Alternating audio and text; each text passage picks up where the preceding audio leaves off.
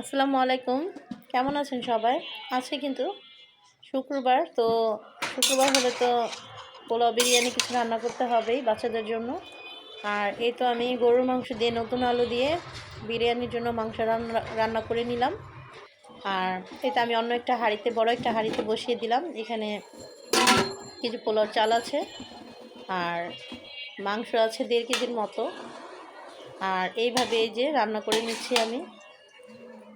আর আমার মেয়েটা কিন্তু ছোট থাকতে থেকেই বলতো যে আজকে শুক্রবার, আজকে আমি ভাত খাবো না।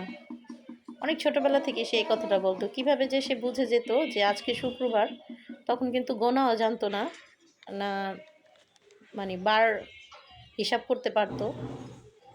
আর এই তো সবাই একসাথে খাবার টেবিলে বসে গেলাম আর সবাইকে বেড়ে দিলাম। আর বাচ্চারা তো বিরিয়ানি দেখে খুবই খুশি হয়েছে। শুক্রবার দিন যদি ভাত রান্না করি বা সিম্পল কিছু রান্না করি তো ন্যাচারালি ওদের একটু মন খারাপ থাকে। আর খাবার টেবিলে সবাই বসে গেলাম মজা তো। অনেক মজা হয়েছে এটা।